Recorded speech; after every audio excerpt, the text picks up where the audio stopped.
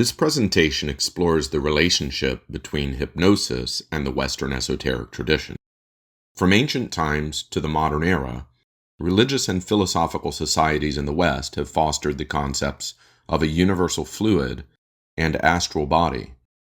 We will consider how these ideas gave rise to the healing practices of magnetism, mesmerism, and hypnotism.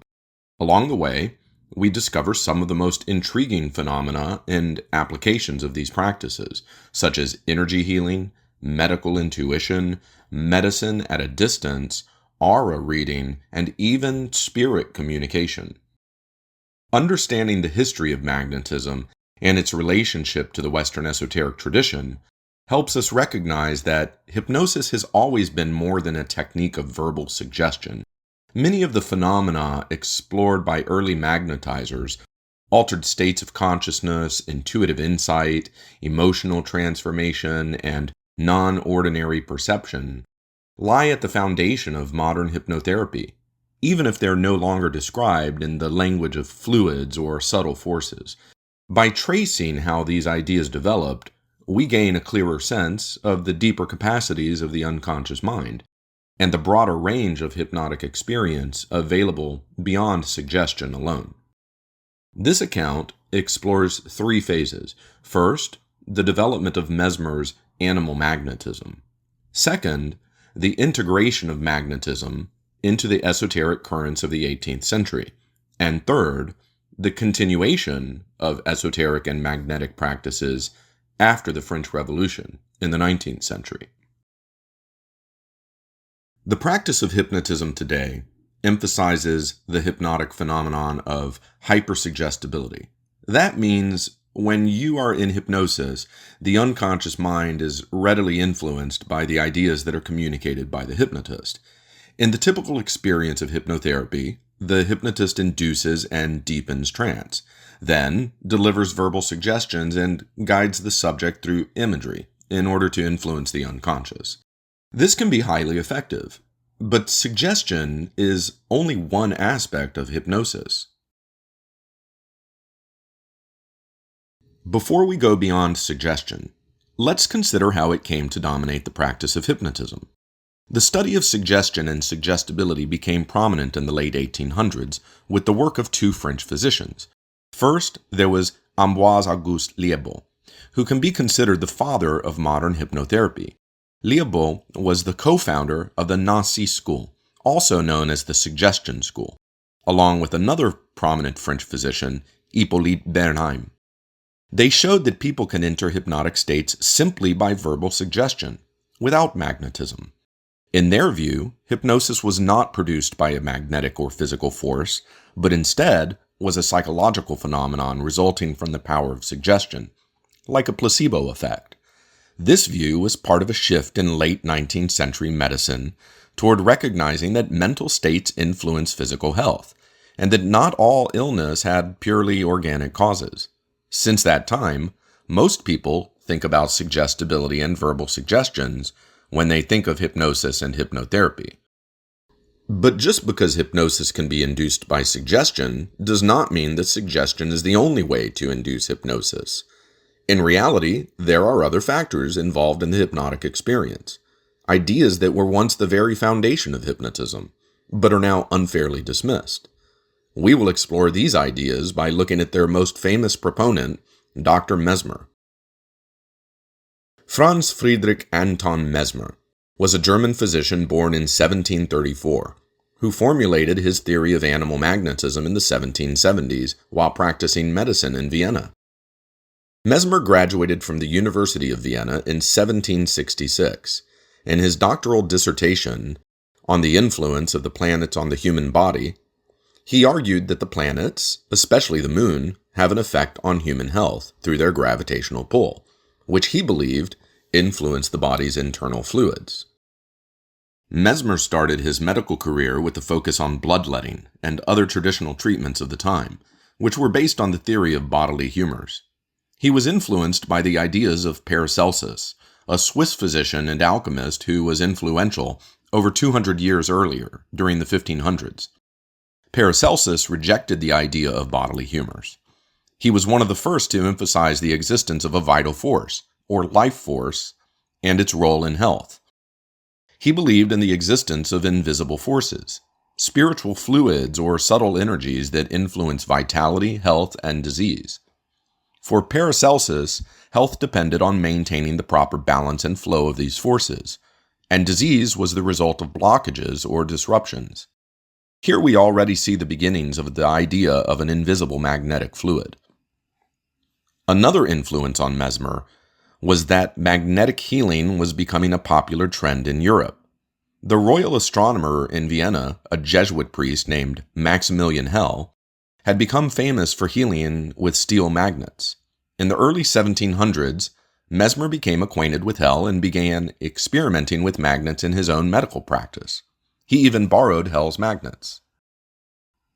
Mesmer was also inspired by Johann Joseph Gossner. Like Maximilian Hell, Gossner was a Catholic priest. Gossner believed illnesses were caused by demons or invisible forces and could be cured by commanding those forces to leave. His dramatic healing sessions drew huge crowds across Europe. Mesmer observed Gossner's work and concluded that it wasn't demonic exorcism that was responsible for the cures, but rather a natural magnetic force acting between bodies. Finally, in addition to the popular healers of the time, Mesmer was influenced by the scientific climate of his time, particularly the work of Isaac Newton and the emerging ideas about physical forces. Giovanni Battista Beccaria inspired Mesmer with his work on magnetism and electricity. The bioelectricity experiments of Luigi Galvani also may have reinforced Mesmer's ideas about invisible forces. In this environment of bodily humors, magnetic healing, and the scientific discovery of invisible forces like electricity and magnetism, Mesmer developed the idea that the human body was surrounded by an invisible fluid, which he termed the magnetic fluid. He wrote in his memoirs, "Animal magnetism is that universal force which is found in all living beings and which is capable of acting on them." In 1776, Mesmer gave his first public demonstration of his methods in Vienna. In 1778, he published his first formal writings on animal magnetism, further elaborating on the magnetic fluid theory and explaining his methods. At first, Mesmer's method involved placing magnets on or near a patient's body to direct the flow of the magnetic fluid. However, he soon found that he could achieve similar effects by using his hands alone, manipulating the fluid with direct contact, or even by gesturing at a distance. As he explained in his writings, "The use of magnets can serve only to stimulate the patient's magnetic fluid, but is not necessary for the cure." Mesmer believed that certain individuals like himself had an innate strength in this magnetic force, which enabled them to heal others. He wrote, "There are some men in whom the fluid is more abundant, more concentrated, and better distributed than in others." The patients frequently experienced intense reactions, including convulsions and trances, which Mesmer saw as crises, essential for healing. These dramatic episodes contributed to the growing reputation of his practice. By 1780, Dr. Mesmer was treating at least 200 patients daily.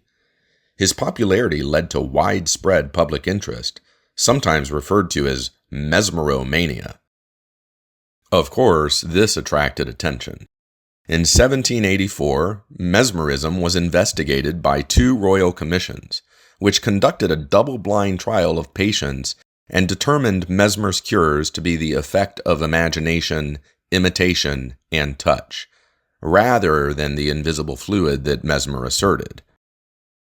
This is where most histories of hypnotism cast Mesmer aside and repeat the opinion of the commission that the healing effects of mesmerism, or these days of hypnosis, are the result of belief and suggestibility alone, like a placebo effect. Since then, Mesmer has been regarded as a key figure, but a misguided one at best, and, at worst, a charlatan. But there was a minority opinion on the commission, which pointed out several important facts. First, Mesmer's techniques often seemed to interact with the physical body in a way that was difficult to explain through psychology alone. Second, the trances, convulsions, and physical improvements were too consistent and too powerful to be explained purely by suggestion or placebo effects. Finally, and most significantly, Mesmer himself was never actually investigated. He was not even present at the investigations.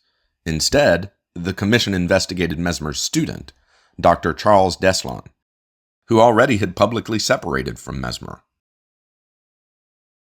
The continued development of magnetism and the fluidist theory is fascinating. Mesmer's practice was meant to be therapeutic. However, many of his patients exhibited a range of extraordinary effects, including clairvoyance, telepathy, and somnambulism. These phenomena continued to be investigated, especially in the context of a new movement known as Mesmeric Masonry. In Mesmer's time, the Age of Enlightenment, there was a great proliferation of esoteric, Masonic, and chivalric orders descending from the Rosicrucian, Templar, and Kabbalistic traditions. Within these societies, magnetism was actively explored. In 1782, in Paris, Mesmer established his own society called the Order of Universal Harmony. It was based on the principles of animal magnetism, and had a form of initiation by which Mesmer claimed that initiates were purified and made more fit to practice magnetism. In both 1782 and 1785, Mesmer attended important Masonic conventions and met with important figures such as Saint Martin, Saint Germain, and Cagliostro.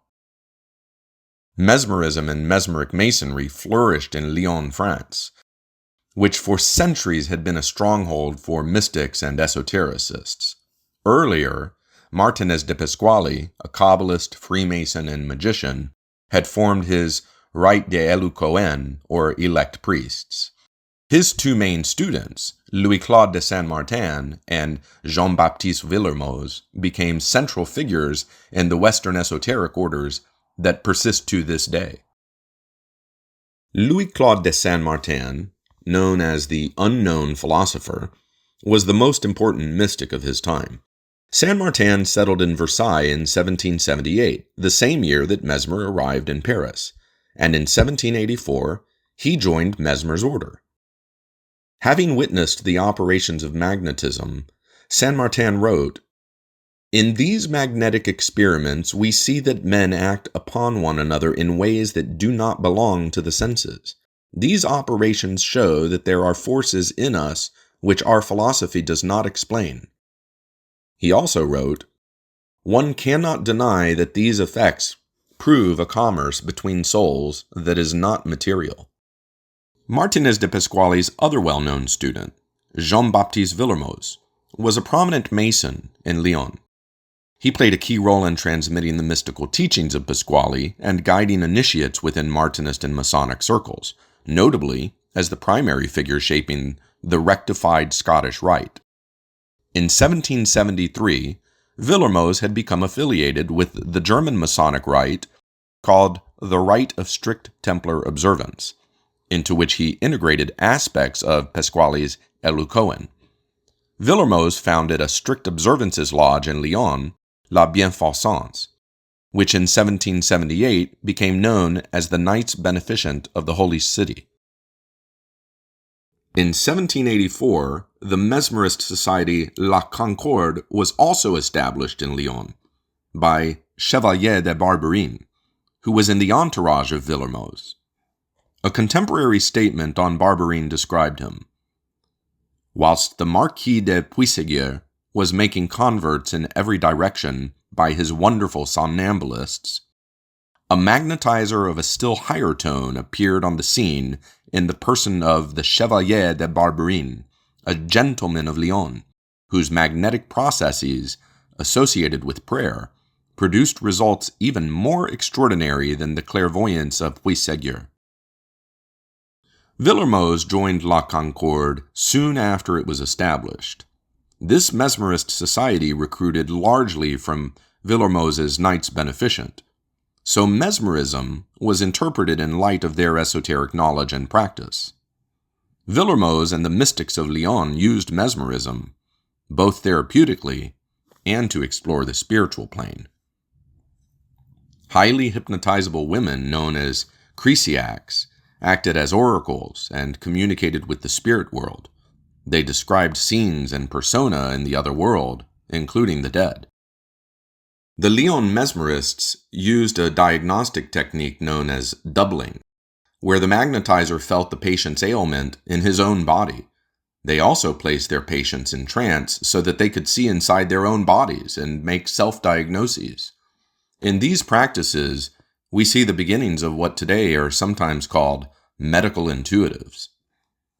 In 1784, these mesmerists conducted 3 successful experiments at the Lyon Veterinary College in the presence of a large number of witnesses.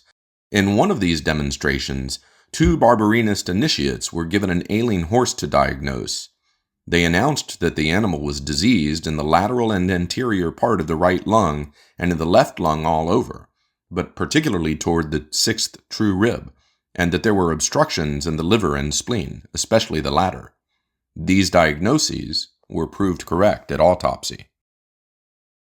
The mesmerists of Lyon did not believe in a magnetic fluid like the fluidists. They believed that the cures were the result of will, faith, and an act of God upon the soul.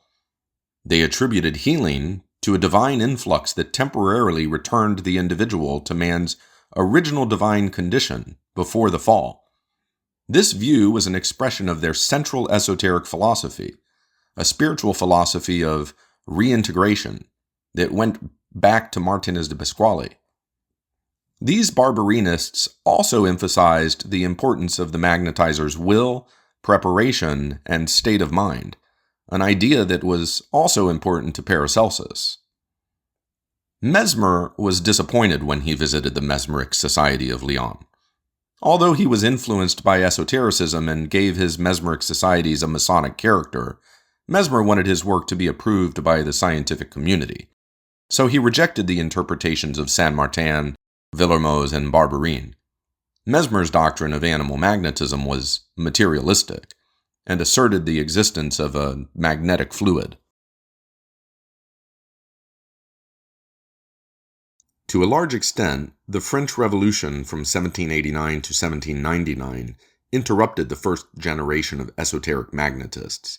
However, decades later, from the 1840s onwards, there was a so-called occult revival, and here we see a revival of spiritualist magnetism. The spiritualist magnetizers induced trance states for the purpose of spirit communication. Their subjects, acting as mediums, could console the grieving by allowing them to communicate with the dead. They could also question historical figures learned in relevant subjects, and find lost or stolen objects. The most prolific spiritual magnetizer was Louis-Alphonse Cahagnet. Cahagnet was an adept of magic of every kind. His stated aim was to promote the ideas that all religions reflect the same divine reality, that the soul is immortal and that its individuality survives after death, and that spirits in the afterlife can be contacted. Cahagnet's method involved mesmeric passes over the subject, who would then fall into a particular state he called ecstasis. In contrast to a trance, which has the appearance of sleep, the subject in ecstasis experiences scenes of beauty and happiness, and even religious visions. Once the subject was in this state, Cahagnet would ask him or her questions. In Cahagnet's time, ecstasis was usually seen in females of an excitable temperament, especially during religious devotion. Such a person is called an estatica. Cahagnet was a follower of Emanuel Swedenborg's works, and in many of his seances, the estatica Adele contacted the spirit of Swedenborg so that Cahagnet could ask about the nature of the afterlife and the abilities of spirits, how to make talismans and magic mirrors, how to induce trance, etc. About Cahagnet's subjects it was said, "Some of them affirm that every man has an attendant good spirit, perhaps also an evil one of inferior power. Some can summon, either of themselves or with the aid of their attendant spirit, the spirit or vision of any dead relation or friend, and even of persons also dead, whom neither they nor the mesmerist have ever seen, whom perhaps no one present has seen, and the minute descriptions given in all these cases of the person seen or summoned is afterwards found to be correct. One of the most interesting statements frequently made by Cahagné's highly sensitive subjects was that they could see luminous appearances emanating from objects and persons, and also that they themselves had a luminous appearance, often described as a halo or glory around the head. His subjects were so sensitive that they could see these emanations in the waking state, even in daylight. As one might imagine, Cahagné's work attracted attention, and from the late 1840s he was an object of frightened curiosity, first in England and then in his native France. Denunciations and a ban by the Inquisition served only to heighten his reputation. Cahagné made his observations with great care. In 1848 he published Magnetism, Mysteries of the Future Life Unveiled, in 3 volumes. This was a summary of his experiments with 8 somnambulists and their spirit communications with 36 entities that gave detailed descriptions of the celestial spheres and the afterlife. Cahagné was also editor of the Spiritualist Magnetizer, the short-lived journal of the Society of Spiritualist Magnetizers of Paris. A second wave of important healers emerged in France in the second half of the 19th century. Jean-Martin Charcot was a French medical doctor and the founder of modern neurology. He was not a magnetist, but his work was important in the development of hypnotism and psychology. He's included here to place the 19th century revival of magnetism in context. Charcot worked and taught at the famous Salpêtrière Hospital beginning in 1862. He became interested in hypnosis in the 1870s and 1880s, and his institutional authority at Salpêtrière gave his ideas enormous prestige.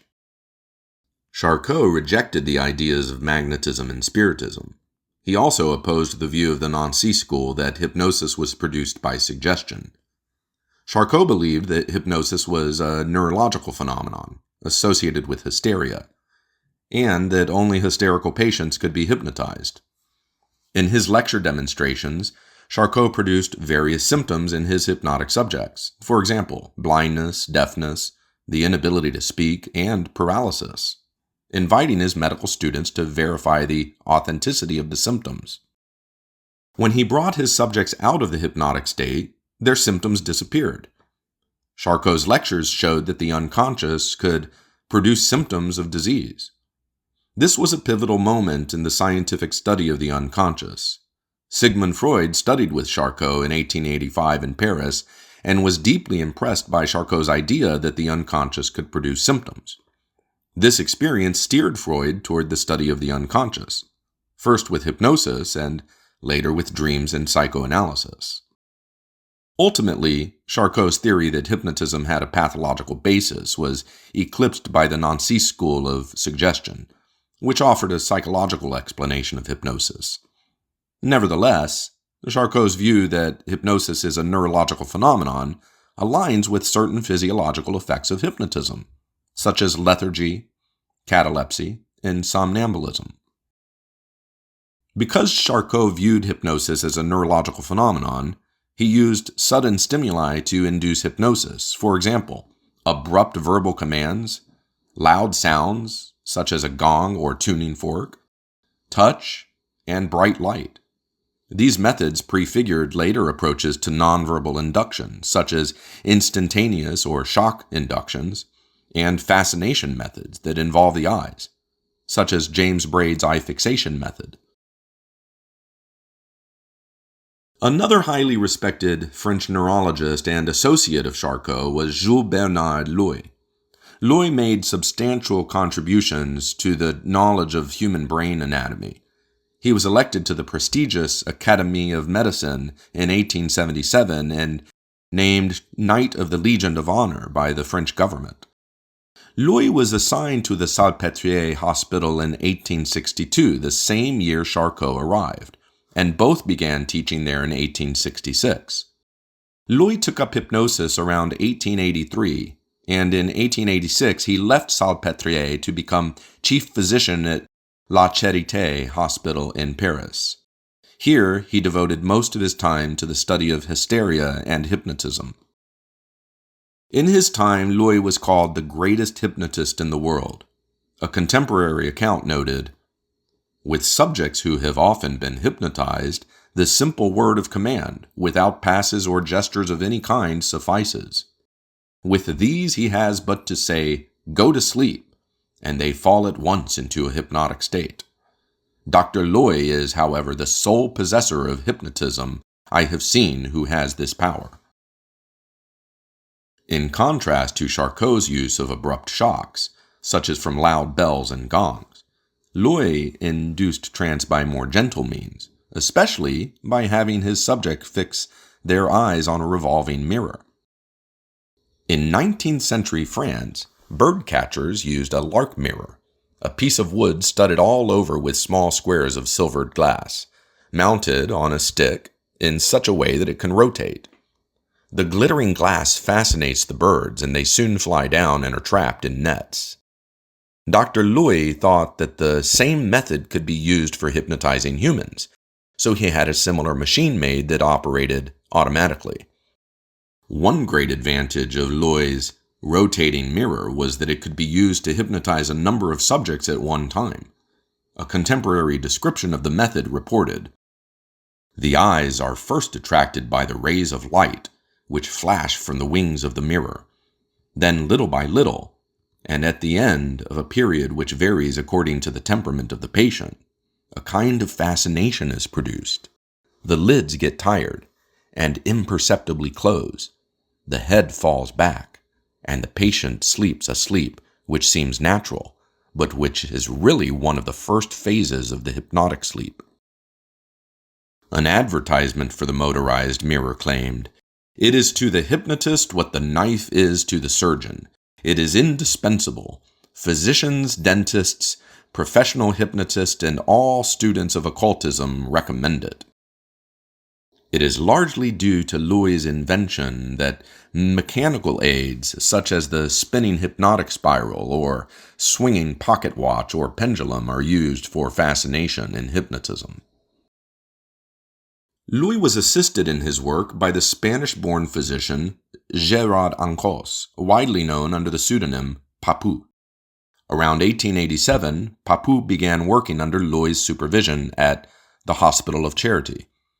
In 1888, at Louis' behest, Papou became editor-in-chief of the Review of Hypnology, and in 1890, when Louis' health began to fail, Papou took over as head of the Laboratory of Hypnology at the hospital. Several years earlier, in 1882, Papou had been a disciple of the dying Henri Delage, who was said to have been among the last men with a direct connection to the Martinist secret societies of the late 18th century. As Papou became intensely involved in the medical study of hypnosis, he was simultaneously gaining a reputation in the esoteric world. In 1888, Papou founded the Kabbalistic Order of the Rose-Croix with Stanislas de Guaita, Josephine Péladan, and Oswald Wirth. In 1891, Papou founded the Martinist Order, claiming to possess the original papers of Martinez de Pasquale. In 1893, Papou was consecrated as a bishop of the Gnostic Church of France, known as the Church of the Initiates. And in 1895, Papou became a member of the Hermetic Order of the Golden Dawn. Papou's career illustrates the continued synthesis of hypnotic practice and esoteric philosophy well into the late 19th century, demonstrating that mesmerism never fully abandoned its mystical roots, even in a medical context. He wrote that his studies had shown him materialism was a radically incomplete way of looking at the world, and that transcendental forces played crucial roles in all aspects of life. Louis conducted sensational experiments in hypnosis, prompting gossip and scandal. All of Paris gathered at his public performances, which newspapers wrote about in their entertainment sections. Loy was able to transfer physical, mental, and emotional states and symptoms from one person to another. The method involved a trained hypnotized subject sitting opposite a patient, clasping hands, or in some cases laying hands on the patient's head. Loy would then pass a magnetized iron bar over the arms and body of the patient in order to draw out the deceased effluvia and pull them into the body of the hypnotized subject. With each pass, the subject would experience an involuntary convulsion. The transfer usually lasted about 3 minutes. During this process, the hypnotized subject also could answer the doctor's questions about the patient's condition and progress. Through this transfer, the hypnotized subject acquired the symptom of the patient, and generally his personality as well. In the end, the patient would feel much better, and the hypnotized subject would be cleared of the acquired symptoms by hypnotic suggestions and considerably benefited. In 1891, Loy and Papu announced before the Society of Biology that an iron crown placed on the head of a patient was capable of absorbing and preserving pathological biomagnetic effluvia. Disorders could then be transferred to a second patient by placing the same crown on his or her head. Dr. Loy used a piece of iron curved into the shape of a horseshoe, big enough to fit over a human head, and fitted with straps as low as the temples and no lower. He placed this on his own head and came forward saying, "This is a wonderful tank. It is a tank for the storage of temperament." This discovery suggested, if pathological nervous states could be artificially absorbed, stored, and transferred, then perhaps healthy ones could as well.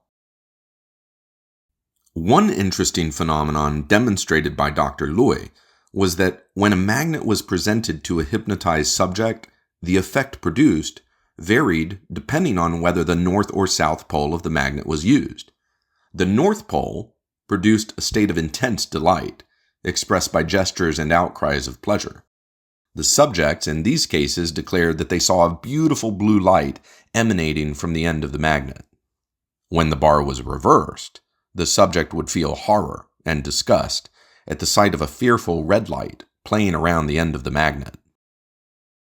Early in the 1890s, they also began to report that certain highly sensitive subjects were able to see the magnetic effluvia radiating from the bodies of living beings, notably the doctors themselves.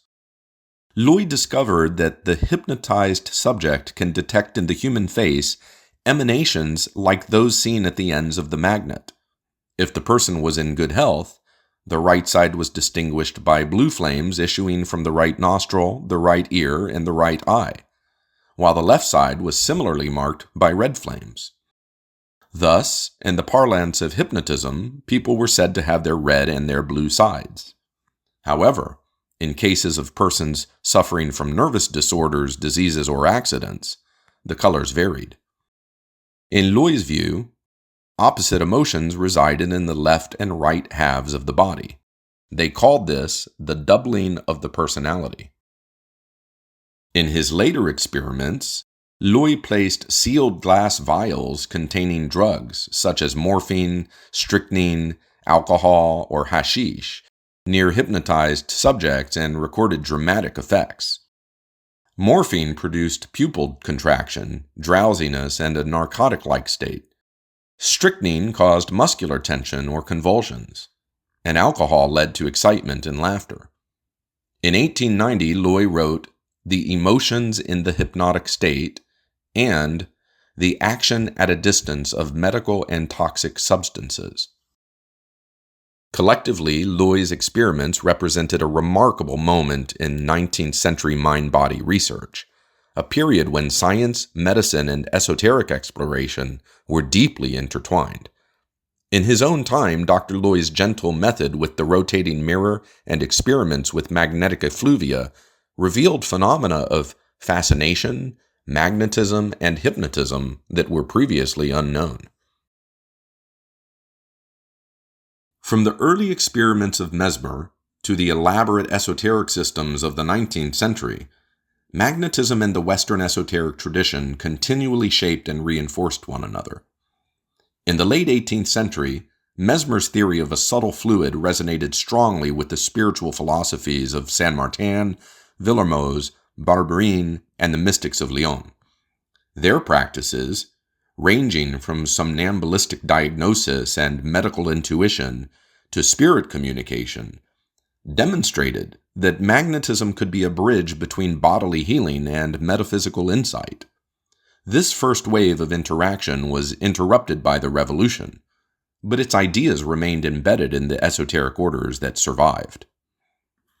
Decades later, after the French Revolution and the first generation of magnetists, these same themes re-emerged in new scientific and esoteric contexts. The work of Charcot and Loy at the Salpêtrière brought hypnosis into medical respectability, while revealing phenomena that echoed the earlier fluidist and spiritualist interpretations. Meanwhile, figures like Cahagnet and Papou carried forward the tradition of magnetic practice within explicitly esoteric frameworks. Papou's career in both hypnotic medicine and the Kabbalistic and Martinist orders crystallized this second period of synthesis, prompting the French commentator Jules Bois in 1895 to describe the esoteric societies of his day as half temple, half magnetizer's office. This demonstrates the degree to which mesmerism continued to be part of the practical work of the Western esoteric tradition. Across these two eras, a consistent pattern emerges. Magnetism gave esoteric thinkers a practical method for exploring invisible forces, while esoteric philosophy offered magnetizers a metaphysical language to interpret their results. The dialogue between the two shaped the development of hypnotism, influenced modern conceptions of the unconscious, and preserved within the Western tradition a sense that healing, perception, and consciousness itself are linked to forces that operate beyond the limits of the senses.